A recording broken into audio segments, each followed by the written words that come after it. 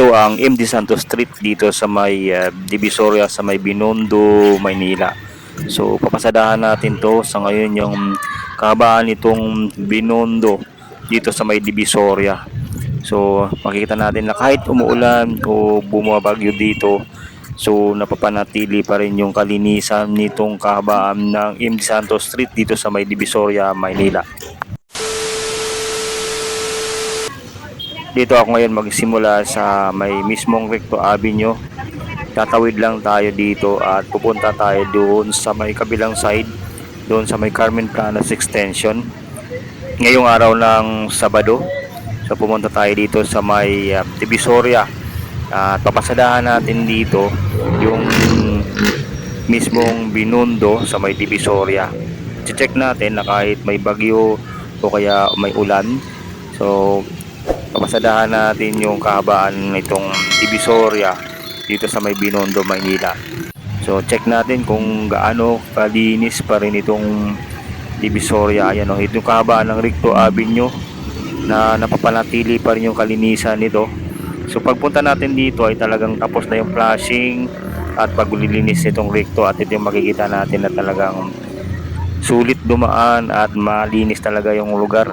Talagang napapamanatili pa rin yung kalinisan nitong Divisoria. So kahit sang sulok ka man pumunta, so yan, ito yung makikita natin. May mga, although may makita tayong konting basura, pero hindi kagaya dati na talagang tambak-tambak yung basura. Ngayon makita natin ang kalinisan nitong Divisoria. Ayan, ito yung kahabaan ng Divisoria mismo, at around 8:30 ng umaga tayo pumunta rito. At dito tayo ngayon sa may Carmen Planas Extension. So papasadahan natin, iikutan natin itong mismong Binondo. Itong side na to ay Binondo side, yung kabilang side naman yun yung sa Tondo na side. So nandito tayo ngayon sa may Carmen Planas Extension. So binabaybay ko itong Carmen Planas Extension. So makikita natin na yung mga guhit yan na mga itinakda sa mga tindero at tindera ay talagang sinusunod pa rin talaga. Yan, makikita natin na dapat walang may lumalagpas dito sa mga nakatakda na guhit na ibinigay ng City of Maynila. Yan, nandito na tayo ngayon sa may MD Santos. Itong MD Santos, guys, pag makikita natin, magbibili natin dito yung mga iba't ibang klase ng mga candies. Mayroon din dito mga condiments, yung mga paminta, bawang nandito. Dito mabibili sa sa tapat lang dito ng Divisoria Mall. Yan. Pag tuwing Pasko, talagang yung lugar na to dinadayo to, guys, dahil sa maraming mabibili dito, mga candy, mga laruan. Dito nabibili, guys, sa kahabaan nitong MD Santos Street. Talagang talagang namamayagpag ito pagdating ng Kapaskuhan. At ito mas maganda nga ngayon to dahil mayroon silang guhit na tinakda.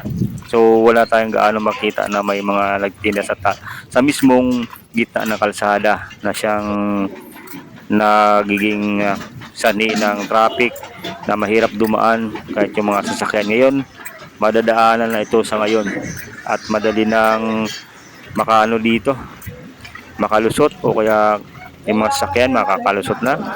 So hindi na masyadong siksikan dito sa ngayon. Talagang namimintin tong kalinisan din ditong Binondo. Ayun, nandito na tayo ngayon sa may Santa Elena Street. Itong Santa Elena Street, talagang ito ay pakita natin na dati siksikan to, ngayon maluwag talaga yung lugar na to sa ngayon. Hanggang doon mismo sa may 168 Mall. So tinatak natin itong kahabaan ng Santa Elena Extension. Papunta tayo ngayon doon sa mismong 168 Mall. Yan. Ito na yung kahabaan ng Santa Elena Extension. Dahil sa maaga pa lang tayo pumunta rito, mga 8:30. Marami pang mga nakasarado dito na mga stall, mga nagtitinda. So yung iba dito dahil sa bagyo hindi pa nagbukas. Ayan, kahit dito sa may mismong papuntang Chinatown, dito sa may Divisoria, yan, sarado pa rin yung ibang stall dito. Although ang bukas lang dito yung mall, pero yung mga stall dito sarado pa rin siya. So dahil siguro sa bagyo, ang iba hindi pa nagbubukas ng maaga, kaya ganyan. So makita natin na talagang wala pang gaanong katao-tao dito sa ngayon nung pumunta tayo dito.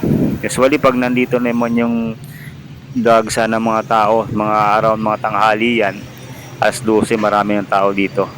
So ito yung mall dito sa may mismong Chinatown. Ayan o. So halos makita natin na talagang ibang establishment dito sarado pa guys. Yan. Kahit yung Divisoria Malls, sarado yun nung pinuntahan natin. At itong 168 Mall, although sa baba, kabubukas lang po nito. Yung pinuntahan natin to, yung itong 999 Shopping Mall, kabubukas pa lang din nito nung pumunta tayo dito. Ayan o, 168 Mall, 999 Mall, magkakatabi lang yan.